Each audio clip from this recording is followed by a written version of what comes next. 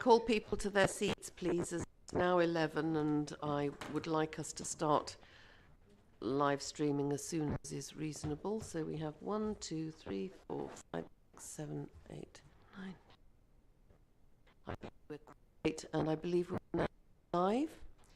Thank you very much indeed. And welcome to this meeting of the Overview and Scrutiny Committee of Cambridgeshire and Peterborough Combined Authority, and we are meeting in the Town Hall in Peterborough today, but we will have various officers joining us online during the course of the meeting.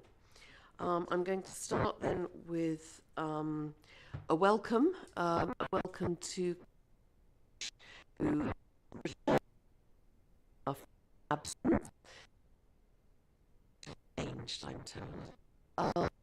And he representing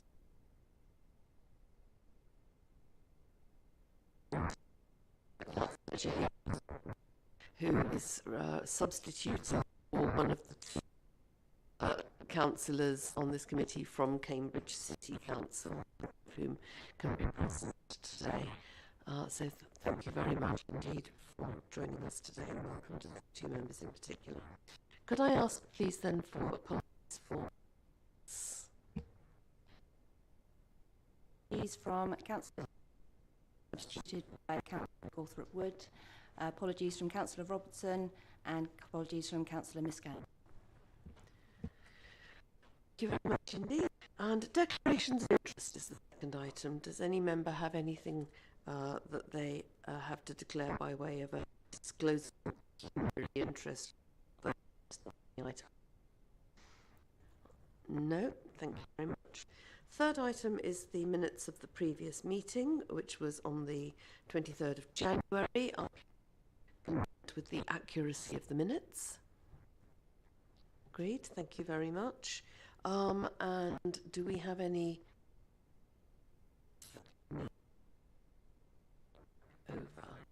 Just get to the right one. So we have which are now closed, and one which is ongoing, which is continuing to engage on dial-a-ride, education, sport, etc., etc. From the 10th of January, actions, 28th of November, one action. So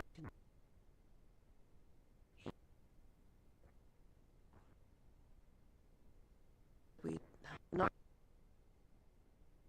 item is 5, which is framework, and I'm hoping that we have online to join us to present that.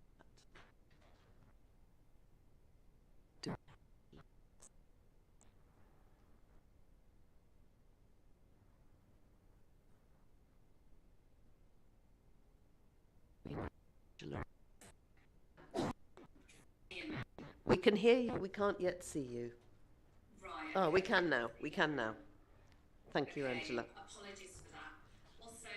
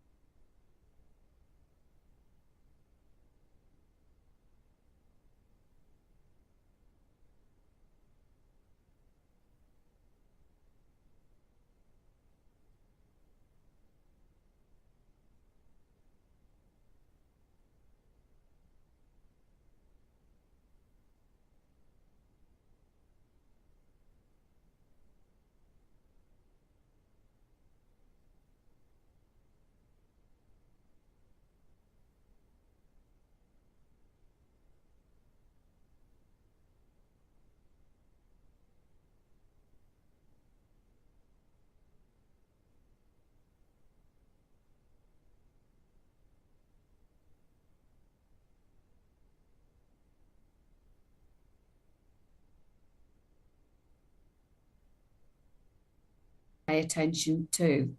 And those are currently developed as set out in paragraph 5.3. And we will come back to overview and scrutiny and other bodies with a completed and agreed plan over the next few weeks. What I would add to that is in the external auditor letter, Chair, that I understand that you have had a copy of, that was sent to the Chief Executive in February.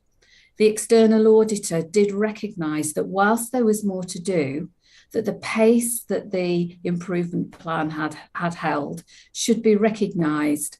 And they also recognised that a number of building blocks have been put in place. So that is key and important. The only other thing, Chair, just to bring to the attention of members of the committee, is that we did set out that we would look at the perception of change by different individuals and different external bodies. And as set out in paragraph 6 and 6.1, we have undertaken a second staff survey, the first one being held in September. And the key findings are set out that whilst there is overall improvement, in some teams, it's not always felt. But people are generally, staff are more generally positive about working for the combined authority, and there is an overall sense of optimism. The two new executive directors who commenced at the beginning of March are going to undertake a series of meetings with external stakeholders. And again, that will be reported back and built into the reframed improvement progress and the improvement plan going forward. So, Chair, that is what I wanted to share with committee at this point, and I'm happy to take any questions.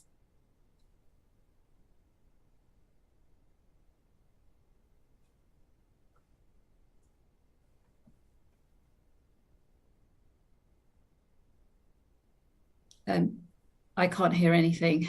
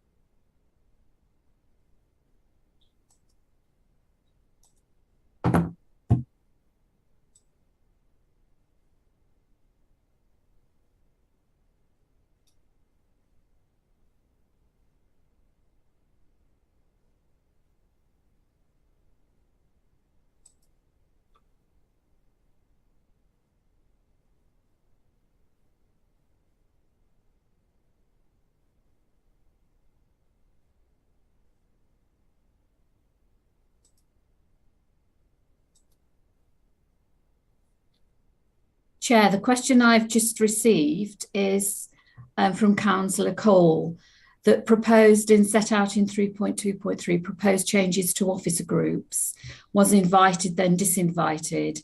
Can overview and scrutiny members be included in the informal officer groups? I hope that is an accurate reflection of what's come through. Thank you. Thank you, Anna.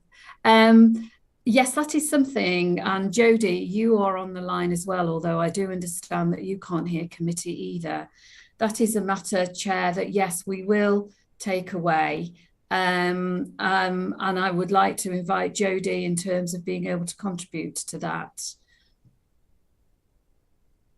Good morning. Hopefully you can all hear me. I can get a thumbs up. Yes, brilliant. Thank you.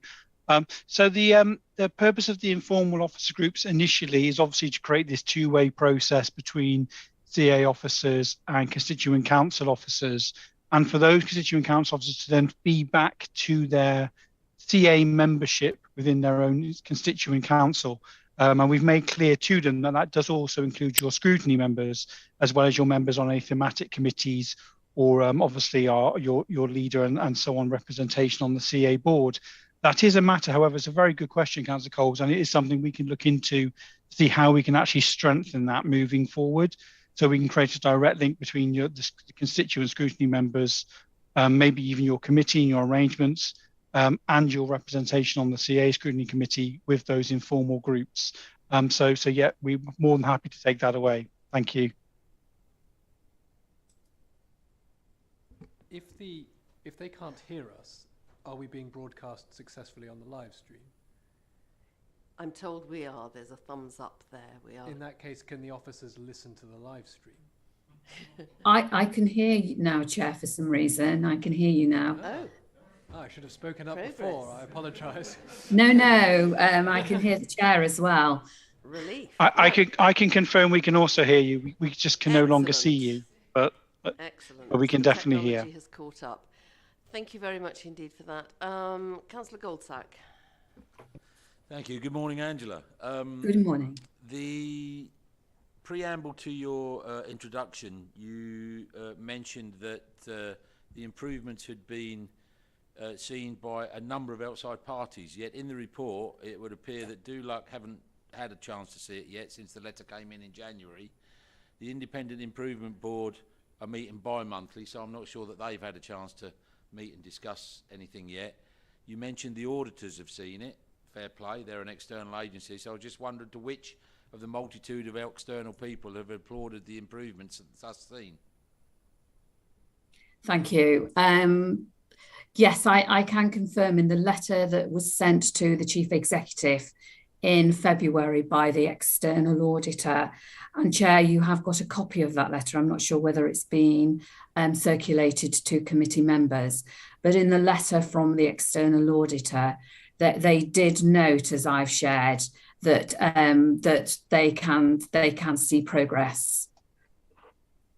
So my point is, Angela, and forgive me for this because this is recorded, what you said is external recognitions, as in more than one, right? But what you're saying now is it's the auditor only because nobody else yet has had the chance or opportunity to contact. Hopefully they will and agree it, but I just don't want to be misled by what I thought I heard at the start.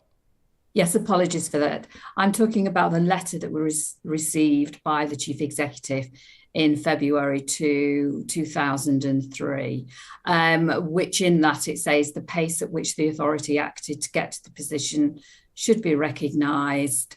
And whilst it's too early to conclude whether the improvement plan will bring about the level of change that's required, it's clear that a number of the building blocks to get there have been firmly put in place. Okay, and if I can just have a follow-up on that, which is either to you, Angela, or to the Chair. Chair, have you received a copy of that letter?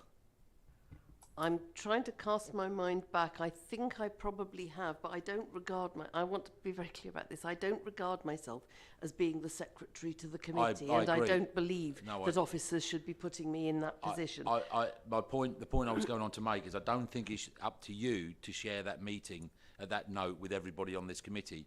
Angela, if that letter is shared with the chair of our committee, that should be shared with all the members of this committee. That's fine. Following this meeting, I will send it to Joanna.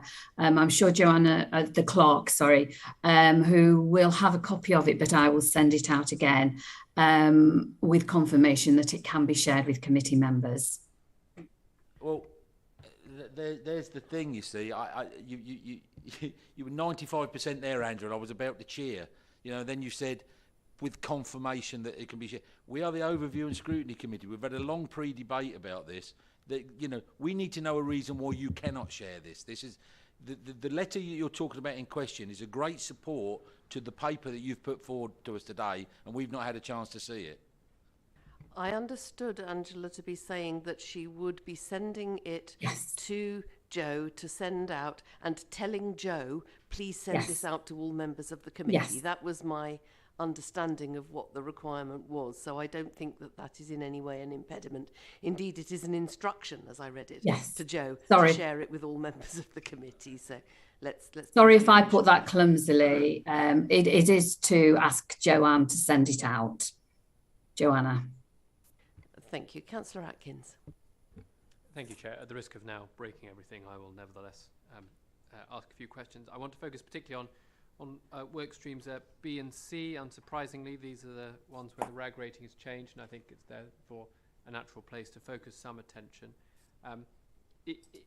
Can you help me understand the, well, so firstly on work stream B, this is now rated green. The agreed completion date for this work was the end of January. The forecast completion date is listed at the end of March for all actions except for B6 and B8, which I mean, simplistically, that's at least a quarter of the outcomes of the project which won't be completed. So I don't know why that's the forecast completion date. They also strike me as relatively important outcomes from this work stream. So I don't know why that's the forecast completion date, and equally why that justifies a green rating. Also, you know, I think perhaps good to see the recruitment, of course, of the two new executive directors, but obviously the recruitment of the chief executive post is pretty kind of fundamental to the success of this work stream and indeed the overall combined authority. So I think to turn this green before that recruitment is complete is perhaps a little presumptive, because there's no guarantee that that search will necessarily be successful. So I have some concerns around that, which perhaps you might want to respond to. And work stream C has been upgraded from amber to green/amber. On the LTCP, the guidance from the Department for Transport has been delayed again, but if I've read this correctly, we're now going ahead with our work anyway. But if I'm not mistaken, did we not delay this item of work several times awaiting guidance from DFT? In which case, why did we not just crack on in the first place instead of being sort of led along in this fashion, and now, you know, several months into the process, like, we sort of seem to have been somewhat defeated and said, oh well, we'll go ahead and we just hope the risks aren't too great. So I wonder if there's any more you want to say about that, and whether again we can take sufficient comfort from that it really does justify an improvement in the RAG status. Thank you. Okay, thank you for those questions. Just looking at work stream B, and you asked the question with regards to the green status, although timelines had changed. Our approach in this is to identify, as we did back in October, when we believe this activity would be complaint. But with all things, sometimes issues come up that mean that we've needed to delay specific pieces of work. And the reason this is delayed further than it might have been is that reports, that were due to go to board in January, because of the length of the board agenda in January, there were reports that were put back to the March meeting. And this is one of those, which is why that has been a delay. But absolutely recognise this is a key area of focus, and in terms of the ongoing of improvement and certainly embedding. And the areas linked to culture and embedding activity will be taken forward, even though the plans and reports that will go to board this Wednesday will hopefully be approved. The key is here in how these elements are embedded. Moving to workstream C and the reference to the guidance from government, which had delayed the progress that was being made. And yes, I hear what you share, that we put the timeline for completing the strategy so that it did coincide and could be in receipt of that guidance. Possibly had we known then what we know now, that the guidance would be delayed further than we had thought, then we may have moved forward. But we worked with the guidance and the timeline that had been advised, which was that we would have had it by now. And therefore to move forward so that we can put some certainty or certainly make progress on this. It has been decided with support of officers and indeed the external chief exec sponsors, that it is timely that we should move ahead with this and take this forward. Thank you for those responses. I'd be interested in the views of other members of the committee. I think particularly around work stream B, I'd be tempted to express some official reservations about the improvement in that RAG rating. It seems to me we don't actually have a forecast completion date for the work stream as a whole. Indeed, certainly not for two of the most important elements of it. We don't yet have real comfort as to the changing perceptions in external parties, as Councillor Goldsack has already explained, and I think and there's obviously still uncertainty about the search for the chief executive, which seems to be a key part. So I think this is a slightly this is quite a bold improvement in the RAG statement, and I think I would be tempted to draw attention to some of the risks that still surround this work stream, but I'll leave the floor to others. Thank you. Thank you very much indeed. Councillor Hassel next. I'd just like to say I support Councillor Atkins's analysis of the situation. It seems a bit premature to go green at this stage, so I'd ask that is reconsidered. I just want to go back to the point that was made by Councillor Goldsack as well. I have a proposal really in terms of the documentation. We were talking in the pre-meet about efficiency of this committee, and it's really important that we get documents in a timely manner so that we can scrutinise them properly. So my proposal is that either we receive the documents when they are released so that we can scrutinise them in good time, but totally accept there may be some documents that are confidential and it would be inappropriate to share with this committee. But under those circumstances, could we have a note from officers basically saying that a document cannot be released to you as it's confidential? Because I think the committee would fully understand that, but then we wouldn't be in the situation that we are from time to time where we receive documentation late that can't be reviewed for this committee, and frankly it's affecting the effectiveness of the committee. So if you could agree to that, I would most appreciate it.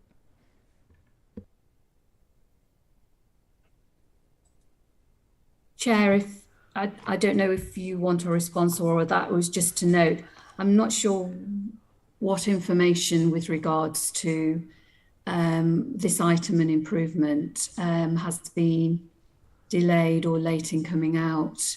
The reports that are part of this agenda were put and shared with the agenda in a timely way for the committee. Is there specific information that's missing? Yes. I think the document that was I'm just trying to find the name of it. Back in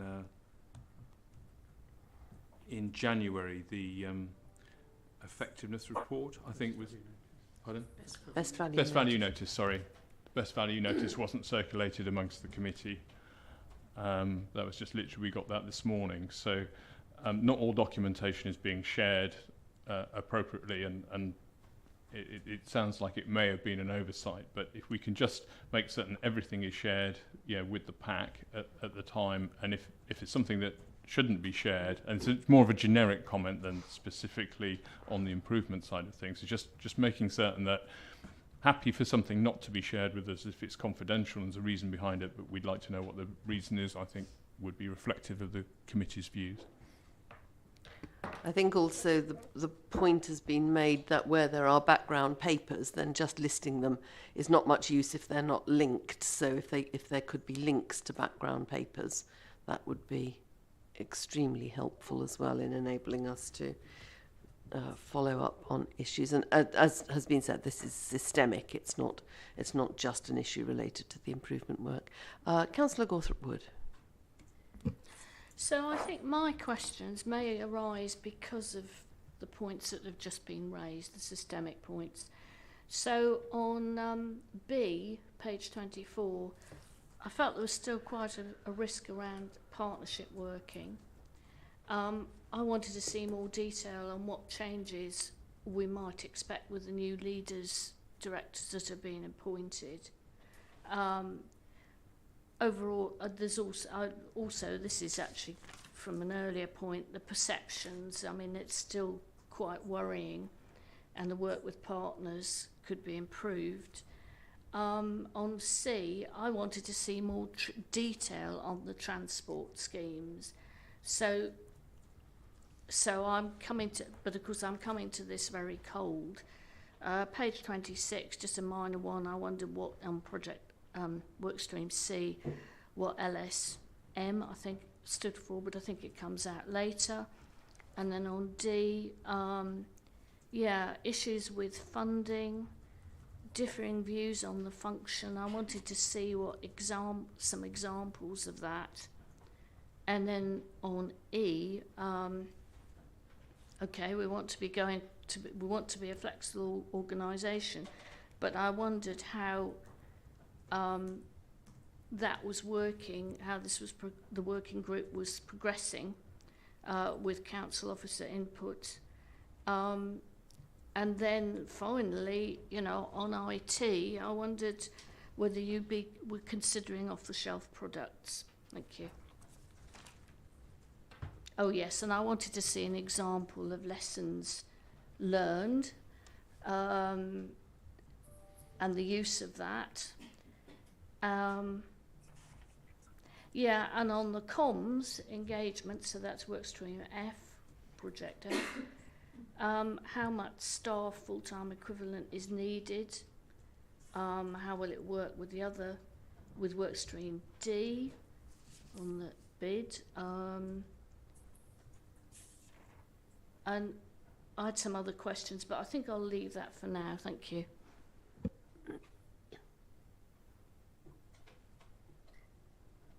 Thank you, Chair.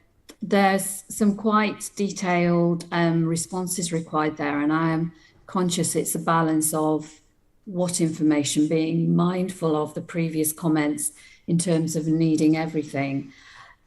Could I suggest so that I can give a full response to all those points made, that we send out to the committee an update that specifically addresses those points with the level of detail that has been requested?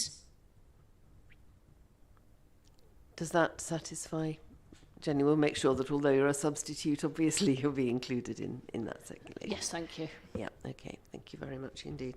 Councillor Goldsack was next. My point's been covered, thank you. Right, okay, thank you. A question from me then, Angela. The best value letter made 6 very specific statements about what it would be looking for.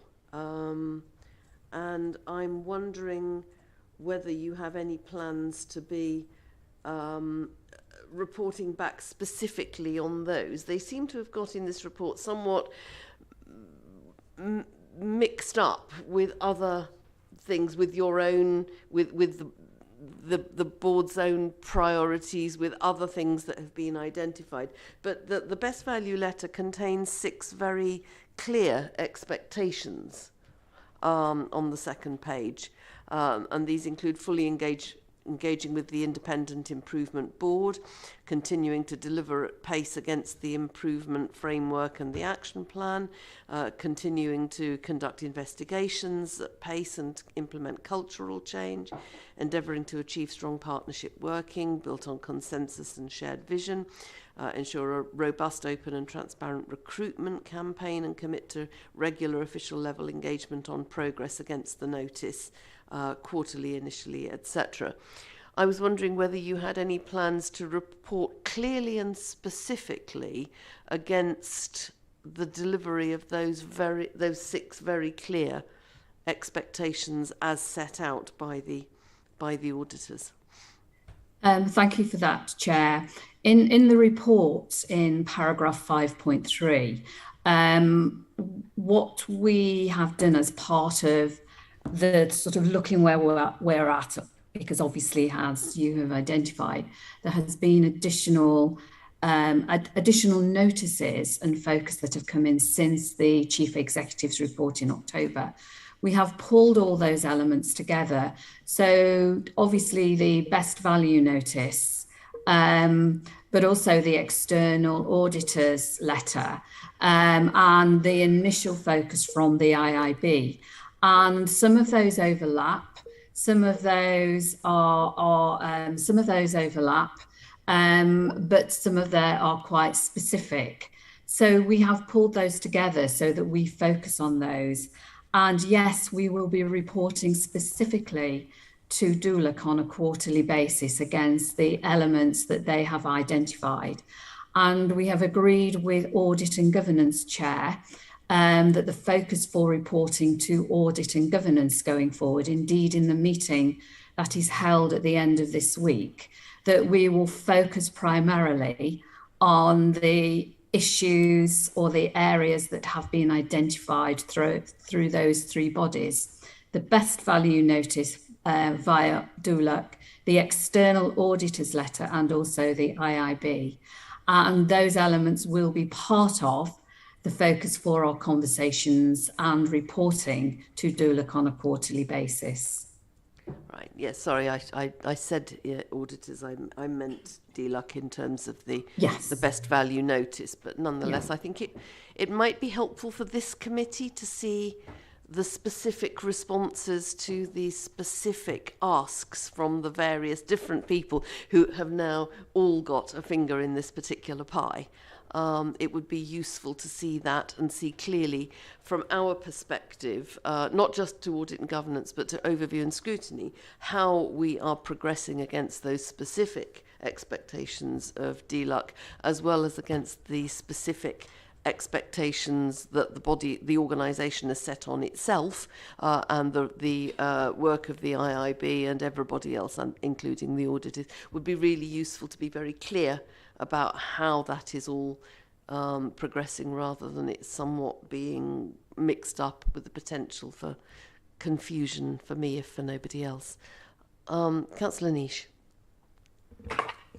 Thank you, Chair. Mine's just a very simplistic technical aspect on Workstream C as to whether we've reallocated the CEX lead, the Managing Director lead, as it's down as Joe Lancaster, who's obviously has just retired. So it's just a technical one as to whether that has been already dealt with or...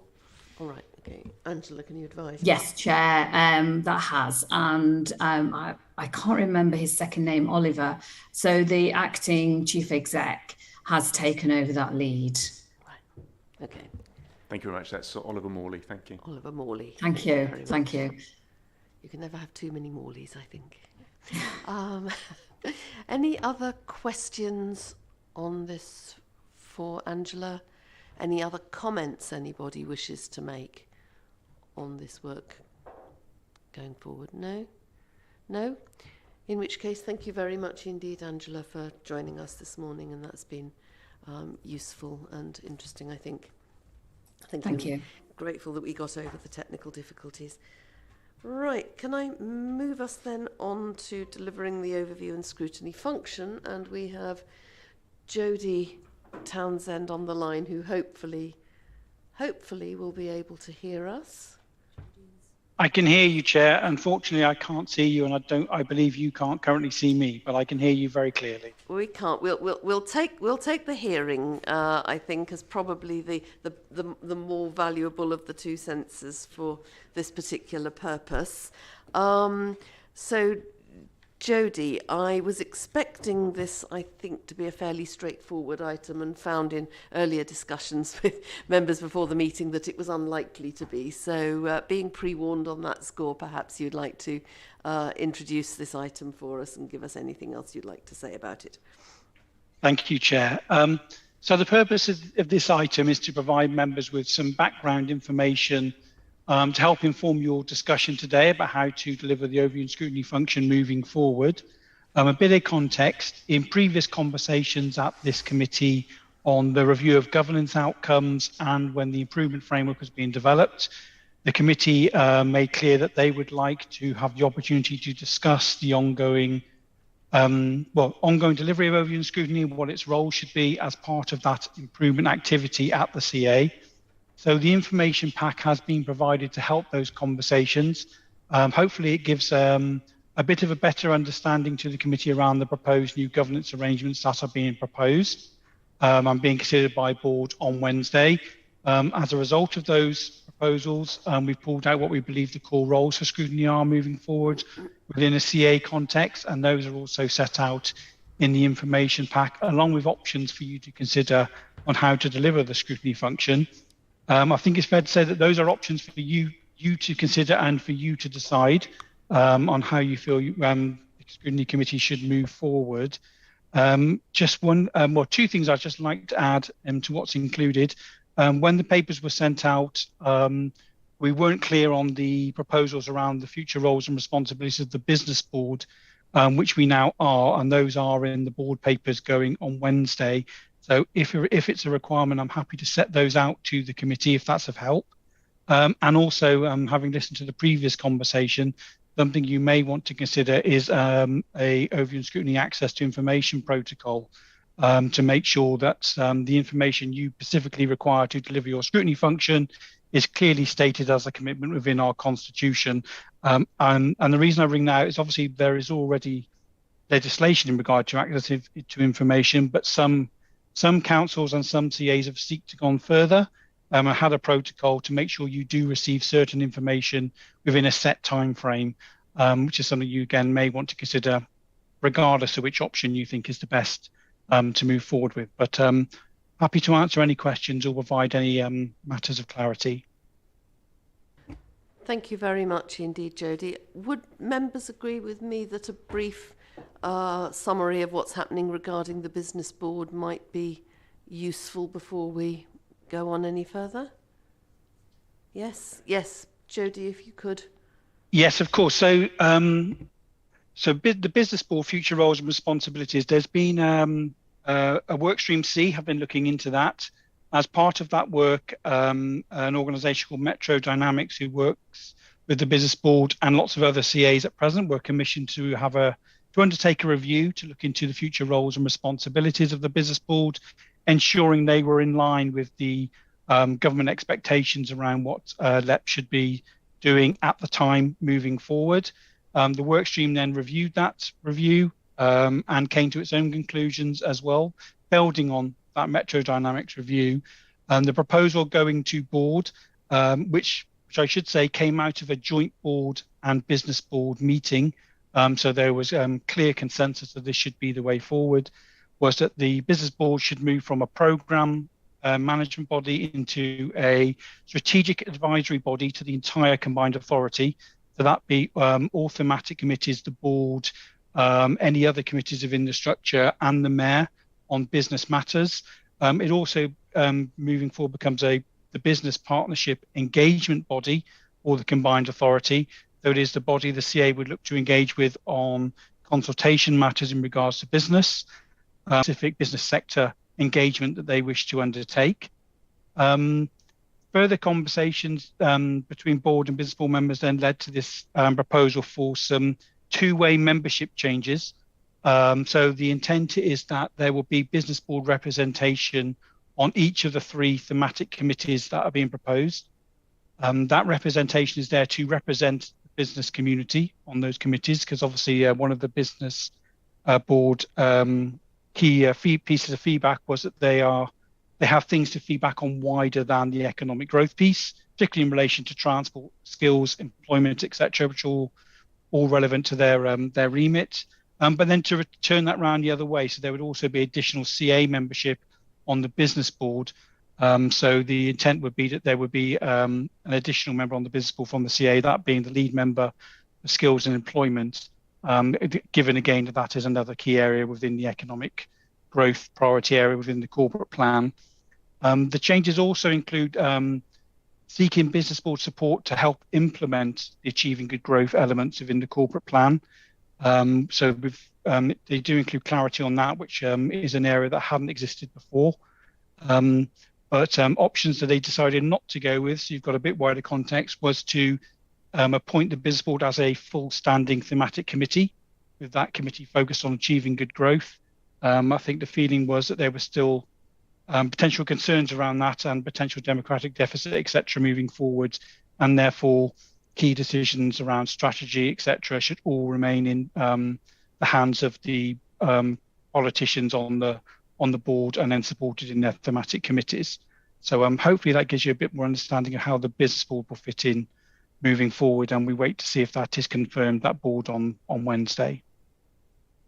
I'd like to ask a question about that. I'm thinking back to the fact that the reason we have a business board is that it's the version of what other parts of the country have, which are LEPs, local enterprise partnerships, which we now don't have because the LEP was taken over by the combined authority under the previous mayor, rebranded as the business board and brought within the structure of the combined authority.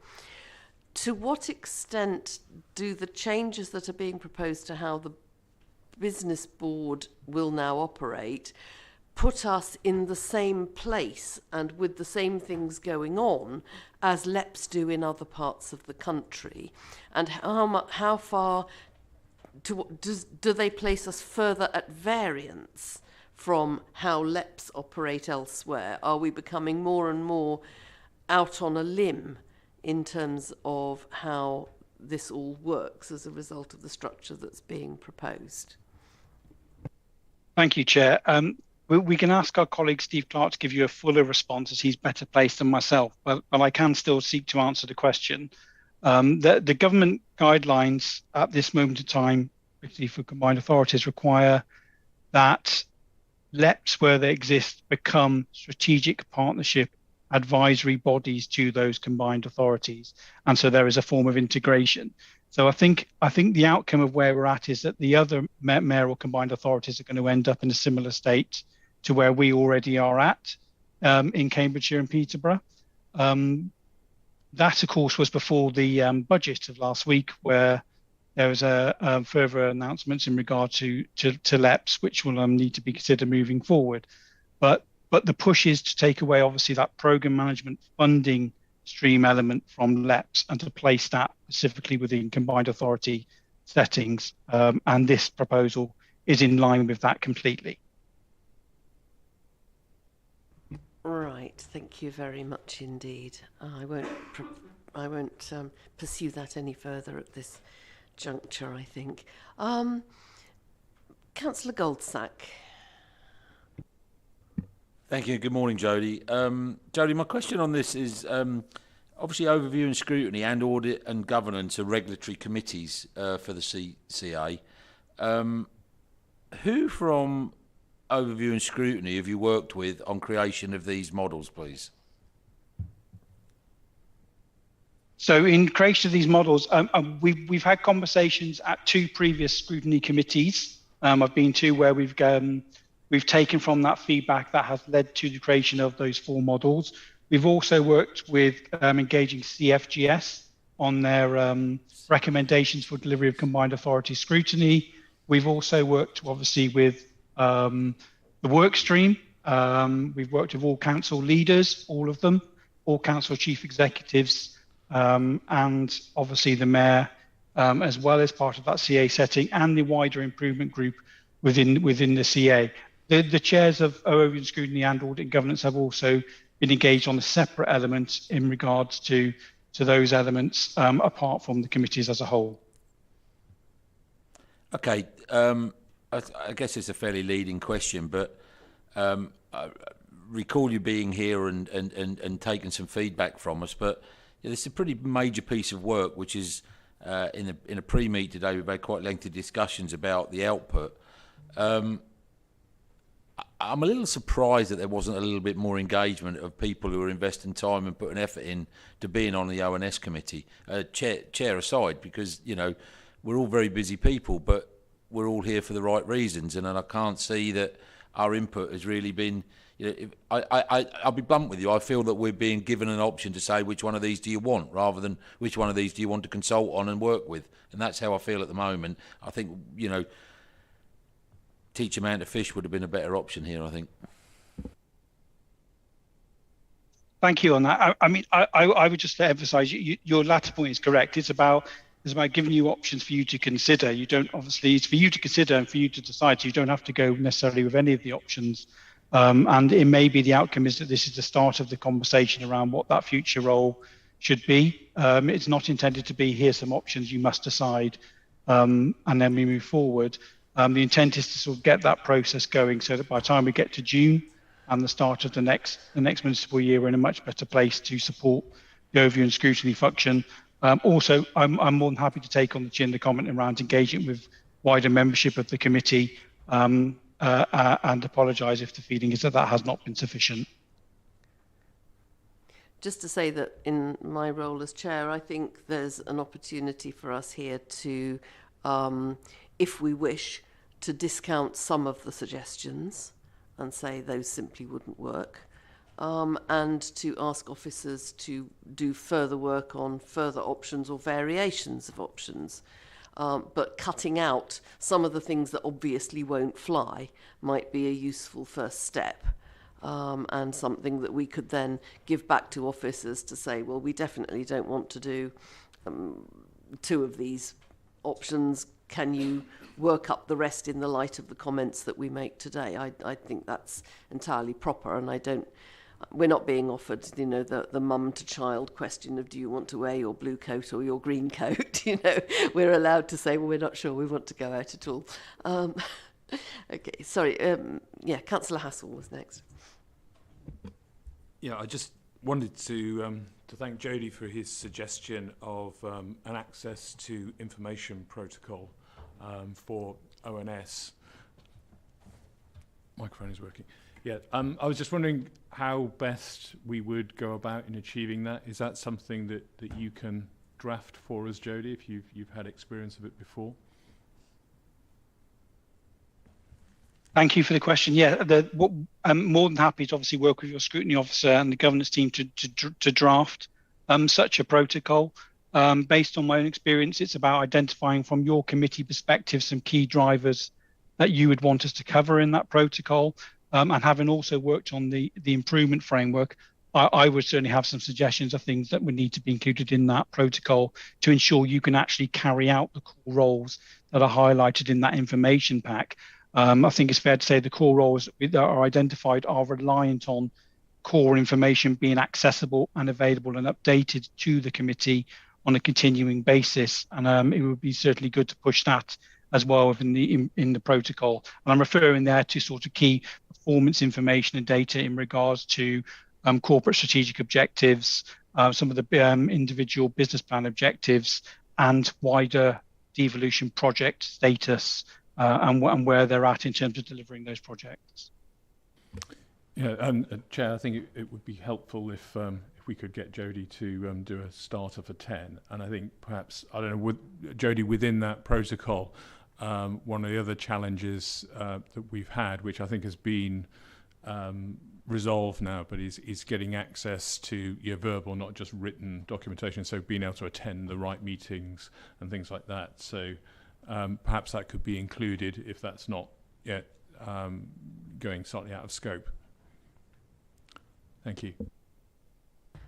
Yep, I think it's perhaps, while it makes eminent sense to ask Jodie to do an initial piece of work for us, I think we could perhaps give him something of a steer about some of the things that have been identified by members as concerning us for a long time, so that we can at least make sure that those are included. And I'm happy for us to seek now to provide a very initial shopping list of the things that it should include, and some of those things have included access to information that is stamped as confidential, and the extent to which we are allowed and entitled as members of this committee to see information that is confidential, documents that are confidential, while absolutely, of course, because we are all experienced in this, respecting the confidentiality of what we are given. And I will make the point that there have been one or two occasions on which confidential information has been leaked from this authority, and I'm not aware of any of those occasions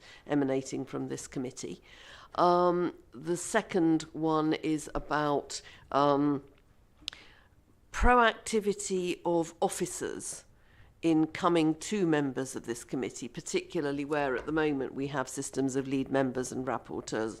Officers in the various functions of the authority should be knowing who those people are, and should be coming to our lead members and to members of this committee proactively with information about progress and issues, things that they think we should know, as well as maintaining very open channels for members to come with questions, and expecting that members of this committee will come with questions and have a right to do so and to receive responses. There's the issue of timeliness of papers and receiving information in good time to be able to pass comment, particularly when they are background papers that one would expect us to have to consider items at a meeting. There is the issue of providing background information generally, and we had a case in point this morning where there were several relevant documents, one of which we didn't get at all, and three of which were listed in papers but not actually linked. So, you know, the onus was on members to ask around, explore, and try and find access to that paperwork. I think that's a number of things. There may well be other things on the shopping list that I've forgotten that members will add to that list, but I would expect a protocol to be covering all of that as a minimum. So members, any other? I think Councillor Coles, you were indicating, yes. Thank you, Chair. And Jodie, thank you very much for the report. In a previous discussion, I was somewhat huffy, I have to say, about things. I have a problem with providing a structure when the process doesn't work. And I was talking about carts and horses. You know, you can develop the most beautiful Lamborghini of a cart, but if your old nag's only got 3 legs and is lame in the other one and is blind in one eye, then it's not really going to work very well. So my issue really is, it's very difficult to come up with a decision around a particular structure when we know that there are issues with communication between officers and members of this committee. When I was quite surprised when you said it's been no problem to fit the business board into all of the different committees and give them right of access and give them an opportunity to participate, when we've asked for that and haven't really received it. And it seems to me extremely odd that one side, just because they're business, gets that sort of opportunity, but because we're an annoying oversight and scrutiny committee and want to ask difficult questions, we can't be given that opportunity. So there's a whole question here about process. And if that was right, and we had timely papers, we had all the papers that were available, even those that were confidential, because we were trusted with them, and we had time to consider them because we've all got other jobs to do, of course, and that then we were spoken to proactively by officers and invited to officers' meetings, and thank goodness there's been a commitment to that, and thank you very much for agreeing to that idea, then maybe we might be in a situation where we could come up with a structure that would be able to respond when we're fully in command of all the information that we need to know, and then we can actually be helpful, and we can then start to participate in the way that we all want to do, which is to try to improve things. But at the moment, we're trying to decide on a structure which is very theoretical when we don't have the horse. And I'm in great danger of using another animal analogy, but tails wagging dogs springs to mind. I think we've heard that before, but I'd rather the dog wag the tail, if that's right with you. So I think if I could turn it into a question, is that can we get the process right first before we decide on the structure? Thank you. Yeah, if I may come back to start with agreeing entirely with everything that Councillor Coles has just said. The options that have been put before you are based around understanding of the processes we believe will be in place by June onwards of this year. The improvement framework, as Angela previously stated, we've been going through the initial elements of that, which is the building blocks and foundations stage of improvement.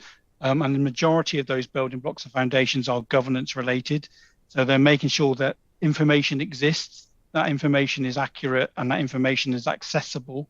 And that will be one of the key building blocks for scrutiny moving forward. In regard to the process around officer engagement, I'm in complete agreement with Councillor Coles.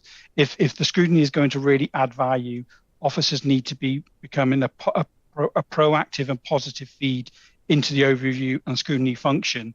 My understanding is moving forward and we get to June as part of the new thematic support package, which is there for each thematic committee and is based around the 4 priority areas within the new corporate plan, that there will be things like officer briefings, drop-in sessions available to all members on key elements within delivery of that particular committee.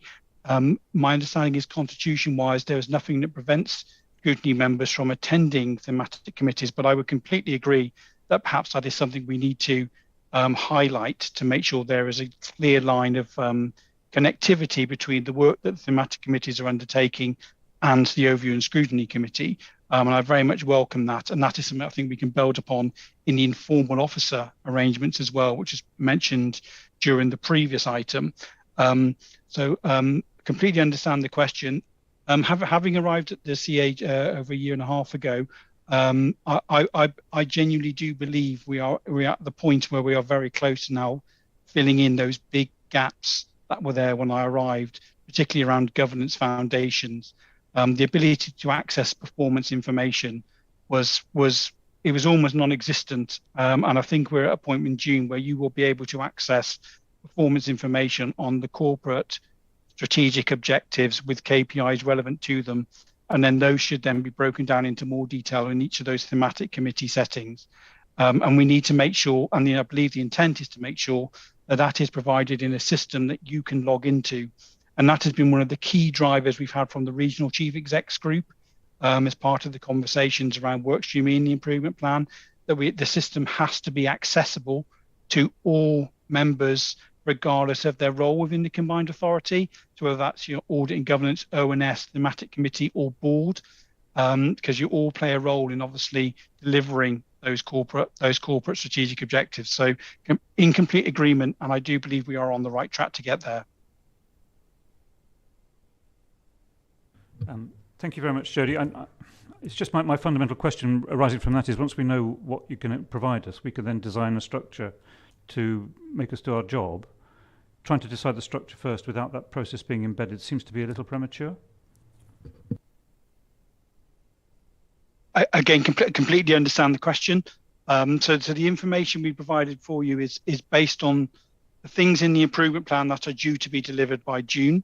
However, if the committee wishes to obviously have that conversation around it, how it's going to deliver its role at a future stage, once it's seen that in practice, seen how accessible it is and what benefits it can perhaps pull from them, because completely accept there may be things that you pick out and go, actually, there's more we can do here based on what's available, or even the opposite way, which is we're a bit more restricted, so we need to focus on the following.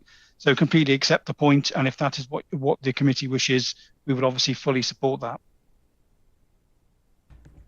Thank you. Councillor Atkins. Thank you, Chair.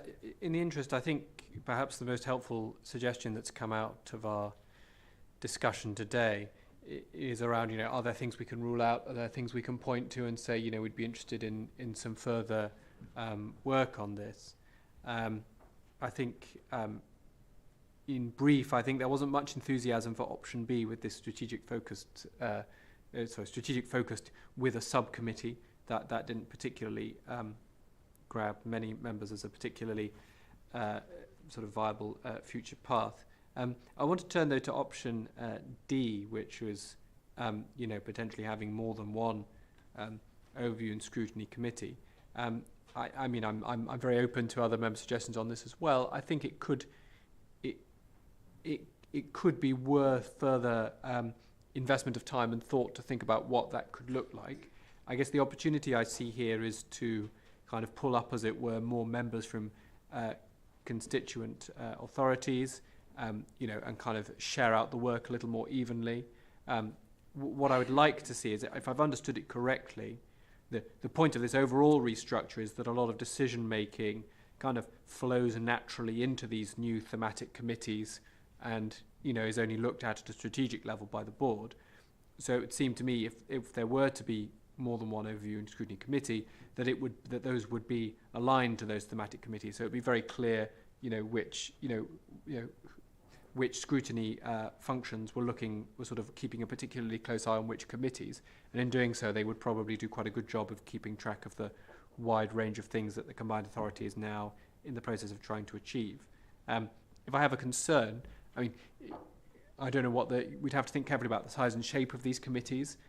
You know, the instinct is to make them quite small, but I think we've had problems with quoracy with small committees at this combined authority, because the quoracy requirement is rather is pretty burdensome, in the sense that I think it's sort of set blanketly at 2/3 across everything.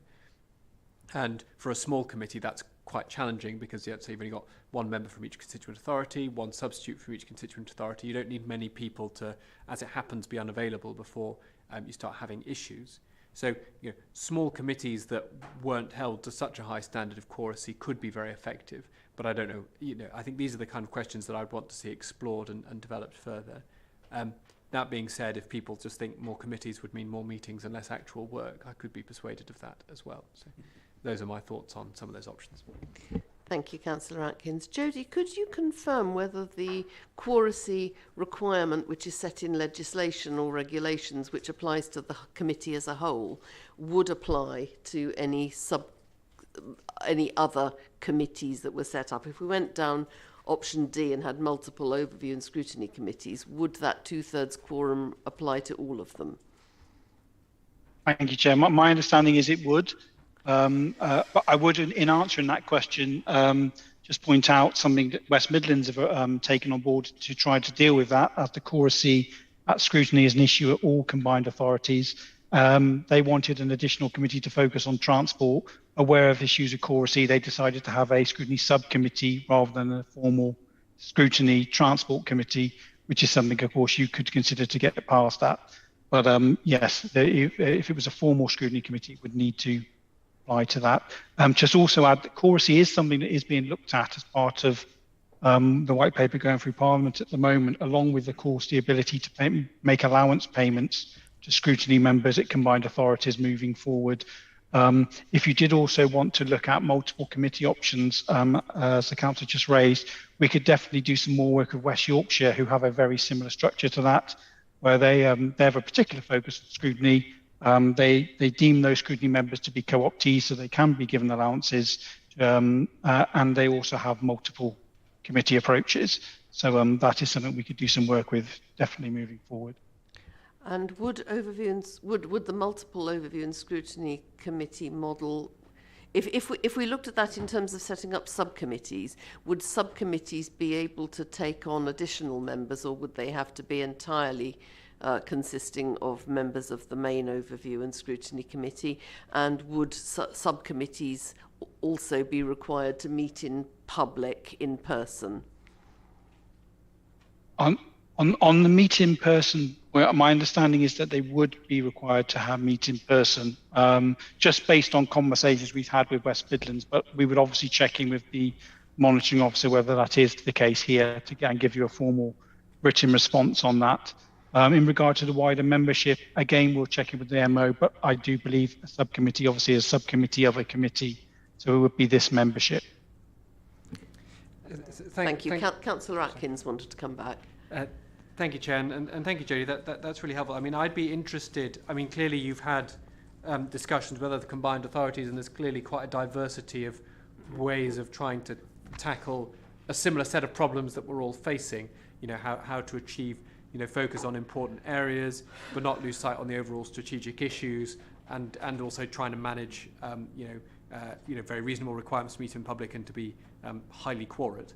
I would be interested to see at a future meeting if your discussions can be written up in the form of some kind of case studies of some of what you consider to be the most promising options. So, here at this constituent authority, this is the model they employ. These are reported to be some of the benefits, and these are reported to be some of the downsides that they've experienced, and how might that translate to the issues that we're facing at this combined authority. I don't want to give you. Hopefully, you already know all of this stuff, and you could just need to write it down and give it to us. So I don't want to create an enormous amount of work, but certainly that's something. These kind of peer comparisons, I think, are of particular interest to the committee. Thanks. Jody, if through yourself, you'd be more than happy to do that. As the council says, we already have a lot of that information, but what I would suggest we do to build on top of that information is speak to Greater Manchester and West Yorkshire again, namely because Greater Manchester have gone the opposite way and moved from multiple committees to a single committee. So we could get some additional feedback from them around the reasons for that and the benefits or the negatives that they've experienced since taking that decision. And we could get some more feedback from West Yorkshire, maybe from some of the members on some of those wider committees as well, about how they interact and undertake their scrutiny activity and the benefits and negatives of their approach. So more than happy to do that. Thank you very much. Councillor Hassall. Yeah, thanks for that explanation, Jody. I think just looking at the options, if our approach here is to try and whittle it down to maybe a couple of options, I would speak in favour of option C as being a good one to sort of carry forward to the next stage, so to speak, mainly because it seems to be quite pragmatic, and it sounds like this is the kind of model that Manchester might have moved towards, so it would be interesting to get that feedback. But I quite like the idea of having the committee just doing the meeting as a committee, but then choosing to sort of do a deep dive on something like transport as a committee as a whole. I'd be interested to know how core that deep dive bit has to be, whether everyone has to do it or whether we can just do a deep dive with a subset, so it perhaps sort of becomes a bit subcommittee like. But yeah, so I think the devil's in the detail a little bit. So if we can just move forward with maybe one or two of these, or even three of these proposals, so that we can better understand what decision we're making. Councillor Gawthorpe-Wood. If we move towards, say, C or D, what option is there for change? I'm quite interested if Manchester have decided to move away from having multiple thematic committees.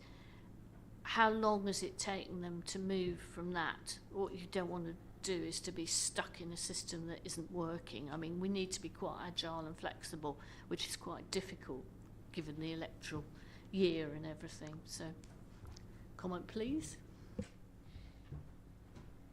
Thank you for that. I believe one of the reasons Manchester moved to the single committee plus deep dive option was to become more agile and flexible. They had a CFGS review into their multiple committee approach, and the feeling was that was quite rigid from memory from reading that report. That report is available publicly if anyone does want to to read it. I'd be happy to send through a link to all committee members if that's beneficial.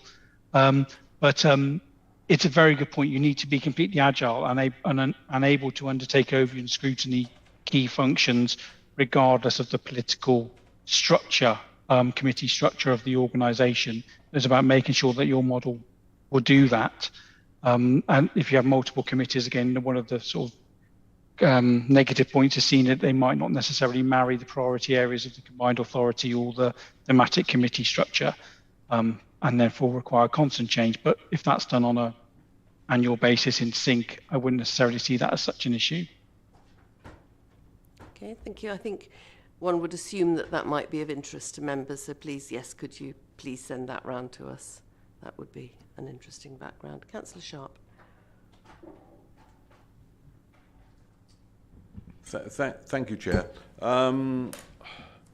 Just touching on what we've just heard just now, I mean, one of the things we did in the previous committee, and it's obviously going back a few years now, is we had certainly 2 working groups. I know there was the bus working group that Councillor Hay was involved in, and I was involved in the CAM working group. And we had representatives of all the parties, and we did meet quite often and explore. And the biggest frustration, I think, was around ability to get exempt papers and get confidential papers. But it did actually work quite well, to be honest, and we reported back regularly. So if we're thinking about deep dives, and we've mentioned transport, that could work, providing those members are getting the access to all the papers. It won't work if all of the papers are not available. But certainly that, I thought, I don't know how other members felt, but I think I'm the only member left of the CAM working group. All the others are not on the committee anymore. But I would think that's certainly worth exploring, and certainly we wouldn't have my understanding would be, as it's a working group, we wouldn't have a curacy issue. But obviously you've got to make, again, we did hold those on Zoom, but that was possibly when we were in COVID era, so I'm not sure how, and we did meet in person as well, so. I'm not sure working groups would have to abide by the same requirements for quoracy and public in-person meetings. I'm fairly confident they wouldn't. So that might be a more flexible way forward. Councillor Hay. I would just like to back up what Councillor Sharp has said. I led the bus review working group, and there was 4 of us on that working group, and at times there was only 2 turned up. Having said that, we got through the work and produced a report at the end of it. Unfortunately, COVID came along and everything got put on hold. Yep. But I very much thought it did work well. Okay, thank you. Can I just take a sense whether there's been a suggestion that option B, unfortunately 3.4 refers to them as options 1, 2, 3, 4 rather than A, B, C, D, but I think, you know, we can probably make the translation. There's been a suggestion that option 2 or B is probably not favoured, the idea of a strategic focused overview and scrutiny committee with a subcommittee. Is that generally a view that we would prefer that one to be parked? Councillor Coles. I'm just looking at all B, C and D, or 2, 3 and 4. Each of them have a particular structure, and each of them have particular problems. Yes. And B, you have effectively what I might describe as the chair and the lead members gathering together and setting the agendas and making sure that the full committee can then go ahead. And of course, that's an onerous task for those people who take on those roles. Mm. Option C requires deep dives. Mm-hmm. They haven't worked, unfortunately, to date. The old working parties did, but I do know there's a difference between a deep dive and a working group, although that might not be completely apparent. Option D requires lots of different meetings of lots of different people, and there are issues with quoracy there, and so all of them have their own problems, but it's just dealing with the same matter just by going by theme or by lead members or by multiple committees. And it seems to me sorry to go back to it, we're toying with the structure without knowing what we've got in terms of the material we have to work with. So it might be that B is okay if we can work through that problem of the lead members being, I think it was suggested that there might be allowances so that an adequate remuneration might make it possible for those individuals to spend that amount of time because they're willing to do it. It may not. So if we exclude it just on the basis of incomplete information, we might be doing ourselves a disservice. So is your suggestion then that we don't rule out any of the options at the moment, and that we don't rule, but conversely we don't specifically rule just one in? Is that what you're saying? I think we're not in a position where we can make a definitive decision because we don't know what material is that we're going to be able to work with. That's my fundamental issue with the paper. No, I understand and appreciate that, and the concerns of this committee have been more about what we are given to work with and the access to information we have than the structure within which it operates. But I have to say that if we don't have that level of access, we don't have the information we require, none of these structures will work. So in a sense, that's the same problem with all of them. Yeah, it's just that looking at the options on the table, some of them may work better than others. If we don't feel we can make that judgment about any of them now, then we will have to to ask officers to work on them in parallel, on all four, and maybe others they haven't yet thought of. I'm seeing a forest of hands. Could everybody who's put up a hand put up their hand again so I can refresh myself as to the order? I think I saw Councillor Atkins first, and then Councillor Goldsack, and then Councillor Hassall. Just a very quick one. Perhaps Jodie could just clarify. You mentioned sort of potential upcoming legislative changes around Quoracy, kind of, and other changes that might have a bearing. And I think Councillor Cole's referenced the allowances as well. What's the? I don't think I heard a time scale for those potential legislative changes in the white paper. Just to come back on that, I think we'd all be very grateful if we could get a timescale from government on those potential changes. We can push further and see if we can find out whether there is a further timescale, but it's a conversation I think it's fair to be saying has been going on for some time. What I will do is I'll engage the M10 group, the 10 mayoral combined authority groups, to see if they've been given any further direction on that, as well as obviously seeking to get a steer from DLUC. Also, just to sort of mention on the allowances matter, some combined authorities, of course, have seek to resolve that matter using existing legislation. So, as I mentioned, West Yorkshire, they've deemed scrutiny members to be co-optees. If you're a co-optee, you can be paid an allowance. So that is a matter you may want to ask at the CA's independent remuneration panel, perhaps investigate in the short to medium term, rather than just waiting for the legislation, which could be some time. Thank you. I mean, really the point of my question was it's not going to come before June, which is when the rest of the structure is changing. So we should probably assume we're not going to have that information when we make our decision. Thank you. All right. Okay. Thank you, Councillor Goldsack. I was going to suggest a possible, but that may have just been kicked into the long grass. But what I was going to suggest is that Jodie very kindly said that he, could go away and speak to Manchester, speak to West Yorkshire, speak to a number of them, gather some information. I mean, I'll be quite prepared as a member of this committee to give up an extra time to come together with Jodie and walk this through, almost workshop it. I think that's the best way because, I'll go back on what I said earlier. I don't like being told what to do. I like to be involved, engaged, and come up with be part of the answer. And I think that's the fairest way forward. So I don't know whether that could work in time between now and June, as to actually get a valid, with great respect to the options that we've got before us, be they 1, 2, 3, 4 or A, B, C, D. We could actually meld those together in a workshop environment and come up with something that we're all reasonably content to get behind.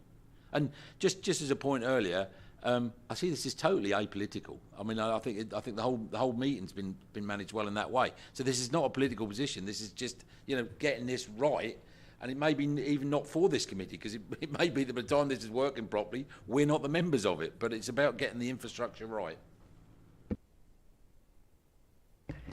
Okay, thank you.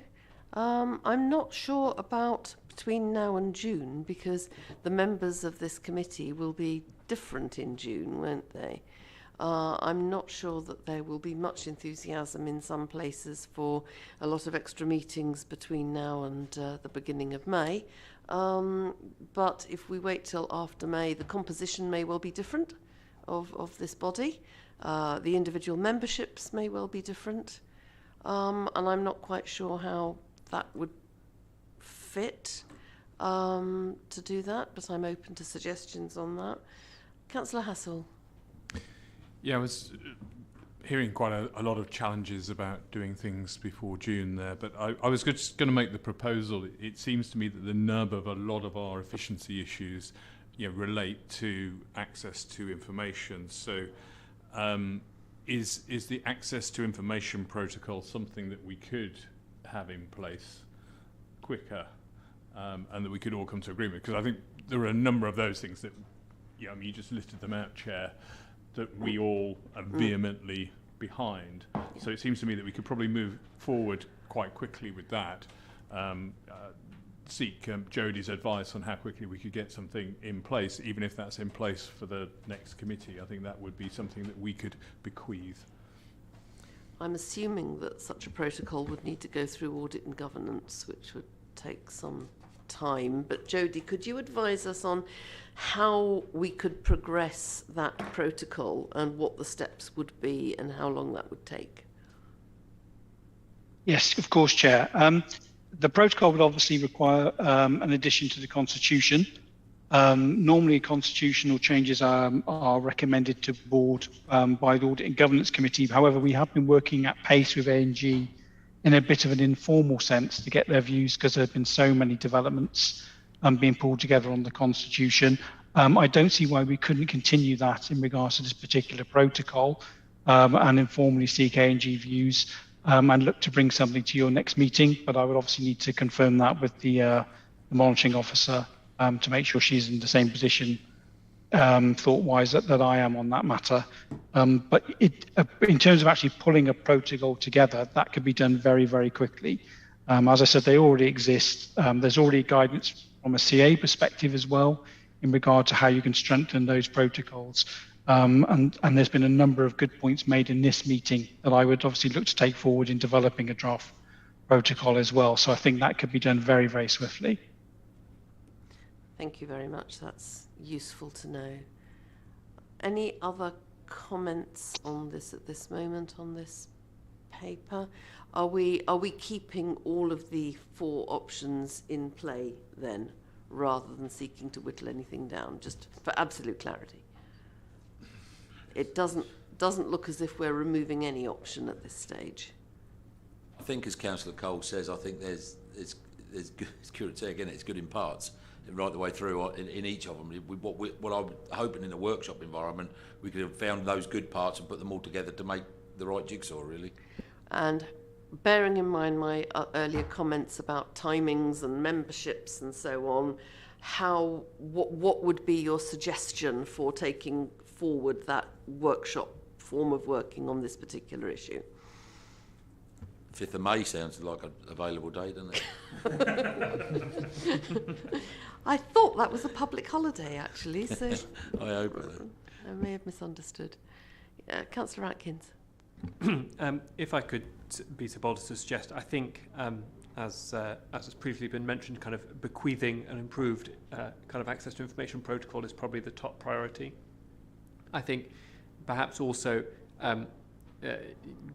bequeathing, a series of case studies and more details on these options would give the incoming committee perhaps the confidence to move forward. To move forward with whichever option is preferred. I appreciate that obviously no guarantees can be made as to the future size and the future kind of shape and makeup of that committee, but there are likely to be some members continuing from the present committee on that. And I think with their assistance and perhaps the information that we've asked for, a better decision could be made in June on this matter. And it might be worth, therefore, suggesting and putting in the calendar some sort of induction meeting, which we have done in the past, which could also involve a workshop on the work that officers can be doing between now and that point, but involve but that being for the new committee, which may well include many members here, for that new committee to then workshop and then make a recommendation onto its June meeting. Does that sound sensible? Yeah? Are we happy to agree that as a way forward then? Thank you very much indeed, and thank you very much, Jodie. Can I then move on? Can I then move on to the Overview and Scrutiny Annual Report, which you've had in draft here? Do members have any comments on that? Any changes, corrections? I think there was a spelling of name and political ascription issue that was raised with me. Any others? Was that Councillor Niche you wanted to speak? No, it's just to welcome Councillor Hassel to the Conservative Party, that was all. Oh, right, okay. Right, okay. I think most of the traffic's in the other direction at the moment, isn't it? But right, okay. Any comments on other than that, on the Overview and Scrutiny Committee Annual Report? Councillor Goldsack. Just one, and it's. I thought the report's really good. So well done, all involved. My point was the vacancy on the business board. I do appreciate that I have had substitutes attend for me and may have not got them captured in the notes, but I'm not aware that we've had a request to have somebody fill on the business board. That it's shown as vacant. Am I wrong? Yeah, if Anne could explain. I believe Councillor Dew was the business board lead member, and we haven't brought forward a. So since he left, we haven't yet discussed. So maybe today's the day to do that. Does that make sense for a single meeting? Well, no, I'm just. You've got a report here. Okay. On the one hand, we're asking our officers for us to be involved, and on the other hand, we've not got anybody involved on a critical area of the CPCA. It just seems a bit of an oxymoron to me. Is this the wrong way bearing around? in mind that there are changes afoot to how the business board operates, bearing in mind that we will not be meeting again as this existing committee, because it'll be the new members of the new committee, or the new committee with its new members, that will meet on the 19th of June. Does it make much sense to fill that vacancy at this time? Maybe not, but sorry, maybe not, and I take your point. But can I suggest then that, as is pointed out by the officers, that Doug Dew made his decision, I think, in January. We need to fill that. We'd have somebody on that fill. So we need that as a part of the forward action to make sure it's on there. Also, I think as it is a report that covers the whole of the year, we could make a note that it was Councillor Dew until January, so that it doesn't look as if we've just been doing nothing about that all this time, because it's supposed to cover the whole of the year. Does that fit the bill? And then we can look at that subsequently. Any other comments on this? None. Okay, thank you very much indeed, members. Combined Authority Forward Plan, do any lead members have anything they need to say to us? Councillor van der Weyer. Yes. So obviously, I mean, with the changes, the Housing Committee is not going to exist. Might have even had its last meeting now. So sort of review how we can do that. But we did, you might recall, decide last year to conduct a review of the governance and decision making in relation to the Combined Authorities Housing Fund. When we decided that, it quickly became apparent that there were internal audit reviews being undertaken in this area, and obviously it's essential to ensure that the scope of our work and the work of internal audit is not duplicated and complementary as much as possible. A bit of an echo of the early discussions about our own work. It's been taking some time to get the information about what internal audit has been doing. This committee has now had sight of two things: the draft report from the internal auditors on CLTs, community land trusts, and also on the scope of the review by the internal auditors on the grants programme. This information will now allow us to finalise the scope of the housing review that we decided to do and undertake the work. It's also worth noting that at Housing Committee last week, there was a discussion initiating an internal audit review of the housing loans programme of the Combined Authority, sort of completing the internal audit review of the whole of the housing work, which is a very good idea. I requested to the committee, the Housing Committee last week, and reiterated here, that it will hugely benefit our work if there is engagement on the scoping of that review as it comes forward. Anyway, but I will be hopefully continuing dialogue with officers on that. So I now believe I'll be in a position to provide the committee with a much fuller update at the next meeting. Hopefully I will be remain a member of the committee, but if I don't, I will provide it in writing. Thank you. Thank you very much indeed, Councillor van der Weyer. Councillor Atkins. Thank you, Chair. Two items just to note on the board this week. I'll do the small one first. So the Greater South East Net Zero Hub is a new project which will first fire a competition to give money to community-led groups, ultimately be a mechanism for the public to receive in-person consumer advice around kind of making environmentally sustainable changes to how they live and work. It's been required to be brought as part of a general exception notice. It's not something, it's not, as in it has not been given the normal required notice required to bring it to a meeting of the Combined Authority Board. It's not, though, I think, having looked into it, I'm not particularly concerned about it. It's the MOU that needs to be signed for it was reviewed in good time in November, but at the time, full delegation to finalise and approve the draft MOU when it was finished drafting was not appropriately sought, and so it needs to go back, because that delegation wasn't successfully given. The MOU in its now final form needs to go back to the Combined Authority Board, and it needs to be signed before the end of March. So I'm not concerned that something is being slipped in here that we need to worry about. It has already been looked at. It's just to confirm the final version. The bigger item is the kind of climate change annual report, and in particular a very helpful 11-page PowerPoint presentation tracking progress against the climate action strategic plans. As I say, it's only 11 pages and it's relatively readable, so it's worth some consideration. I guess what I would emphasise briefly to the committee is, there's some 40-50 strategic actions that need to take place. There is an awful lot in the air and not much landed, so much has been launched.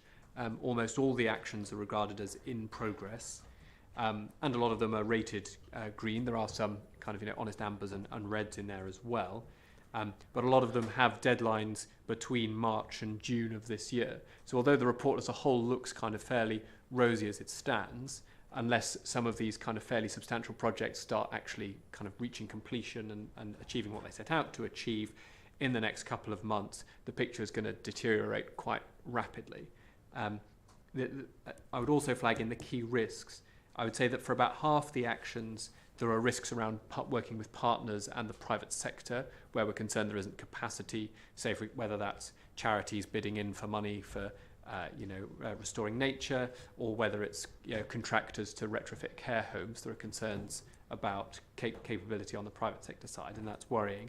And then for about the other half of actions, the concerns is internal resourcing, i.e. do we actually have the officer time needed to manage all of these hundreds of actions. So I think this work will benefit from the new thematic committee. There will be an environment, I can't remember what it's called, it's an environmental and sustainability thematic committee, and I think that's going to be really key, because there is an awful lot to be managed and approved, and indeed for scrutiny to keep track of in the future. But yes, like I say, I think there's, like I say, a lot has been launched, and that's good, and there's clearly a lot of energy, as it were, and enthusiasm.